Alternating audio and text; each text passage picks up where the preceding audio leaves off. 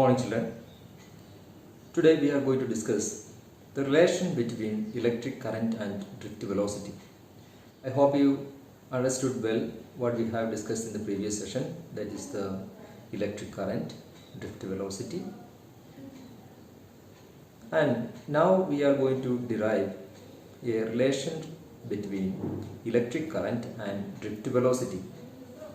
So let us consider an electric conductor, an electric wire, and whose length is L and the cross-sectional area is A, and the conductor is connected to a battery that provides a potential difference across this conductor, and the potential difference is V. When a potential difference is applied in this conductor, an electric field will be produced inside the conductor, and that electric field may cause the movement of free electrons inside the conductor, and these free electrons are moving opposite to the direction of flow of electric current, or we consider the direction of electric current opposite to the movement of negative particles, that is the electrons.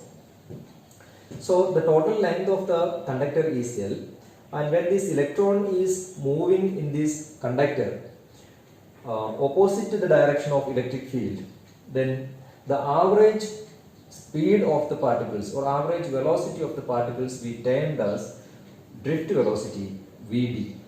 So here we have the total number of electrons present in the conductor is taken as N. N is the total number of electrons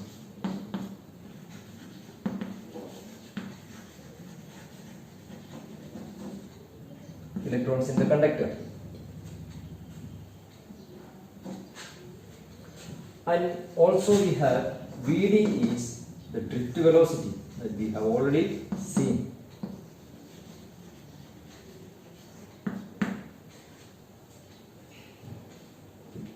So the cross-sectional area of the conductor, that is A is the cross-sectional area of the conductor.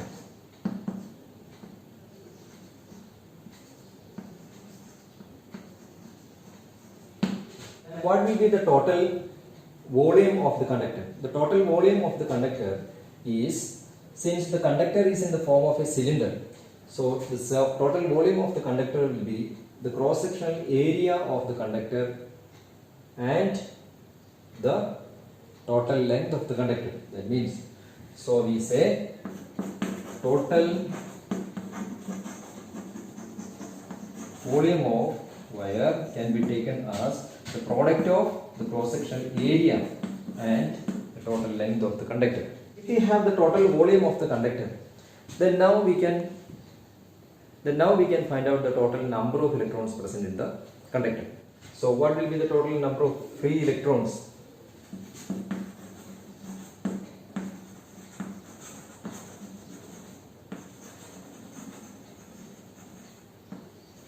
The total number of electrons will be the total volume of the wire and the number of electrons present in it per unit. So N is the total number of electrons per unit area, and the total number of free electrons can be calculated by multiplying the total number of free electrons per unit area into the total volume of conductor. So then we can say that A into N into A into L. So if we have the total number of free electrons, then we can find out the total charge moving inside the conductor. Then what will be the total charge moving inside the conductor?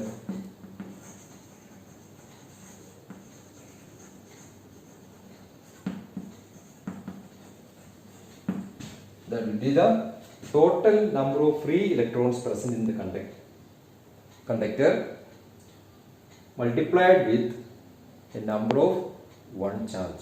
So we can say that minus N into A into L into E.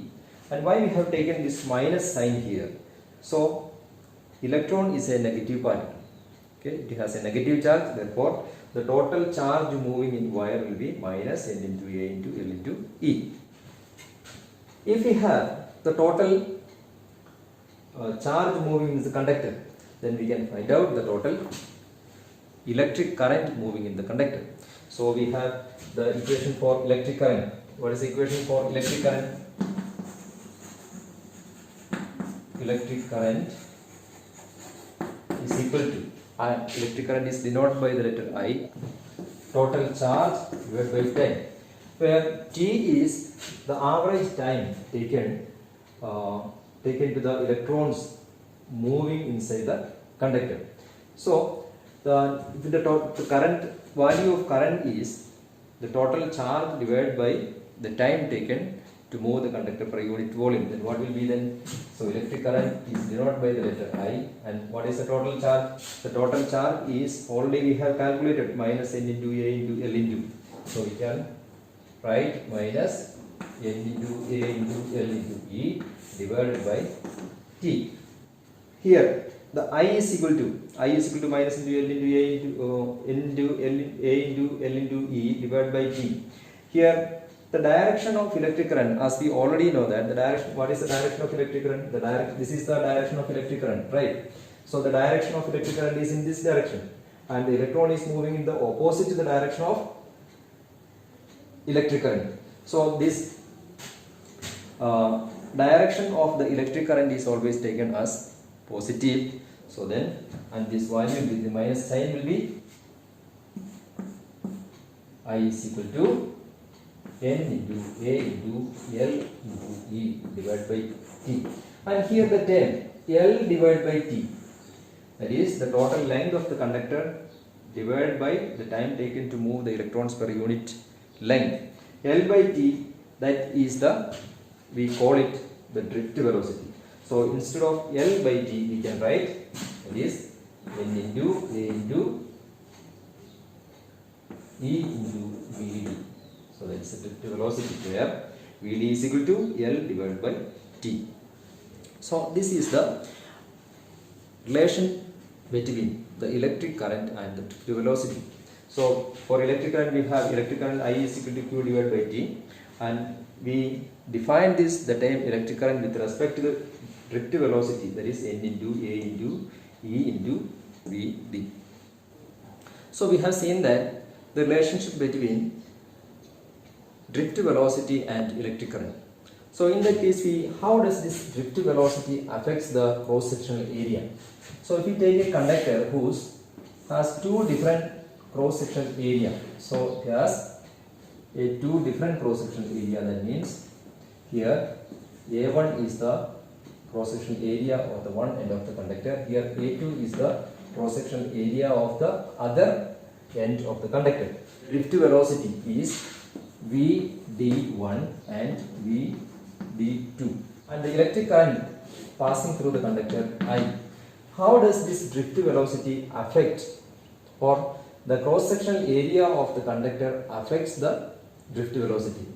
So as per the equation, we know that VD is equal to, the drift velocity is equal to I divided by N into E into A.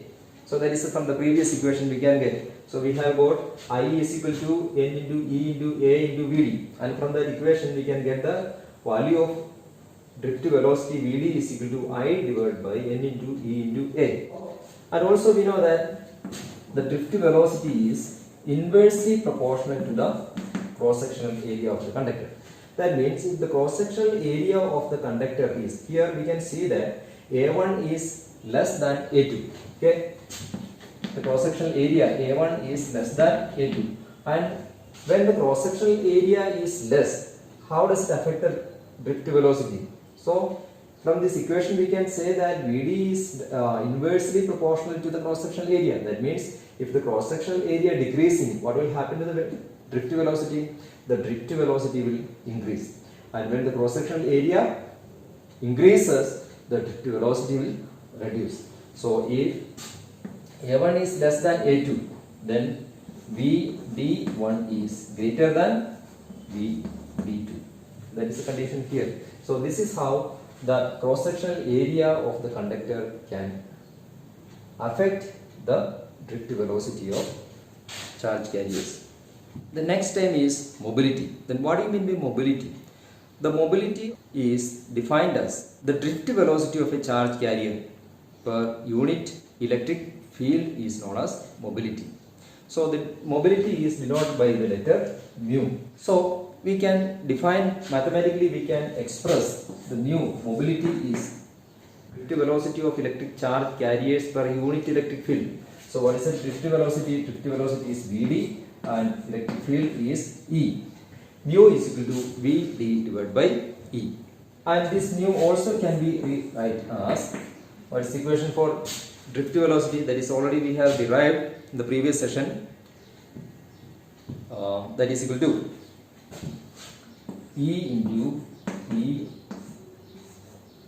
tau by m divided by E. So that is the expression for drift velocity. E into E tau divided by m is the expression for the drift velocity. And here this E and E can be cancelled. So we will get E into tau divided by m is the expression for the mobility of charge carriers of a conductor.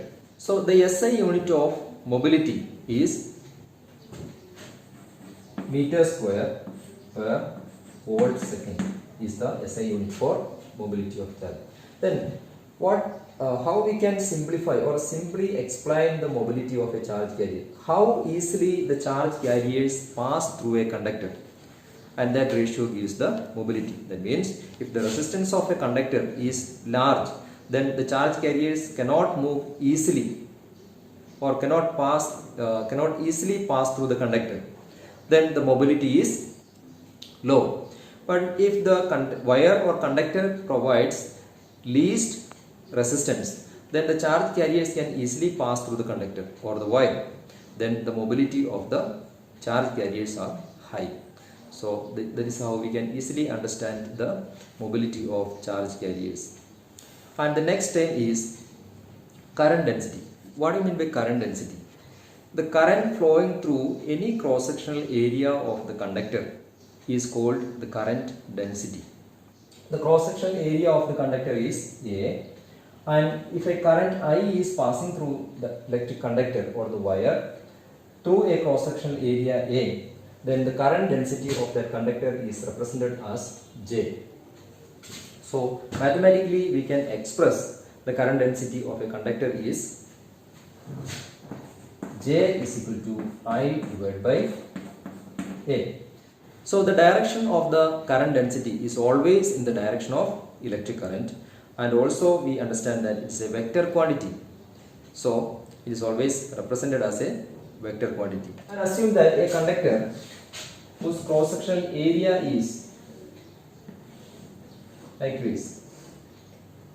So a current I is flowing through the conductor, and this is the value of current density, and this is the cross-section area of conductor. So there is an angle made between the current density and the cross-section area of the conductor, theta. So in that case, the current density can be expressed as J is equal to I divided by, here the cross-sectional area makes an angle with the current density. So therefore we can write as A, this equation, same equation, J is equal to I divided by, can be rewritten as A cos theta. So, and also we say that the current density is a vector form. Okay, from this equation we can calculate the value of current. I is equal to J into A cos theta. If you write in the vector form, differential form, I is equal to integral of J dot dA is the value of electric current with respect to the current density.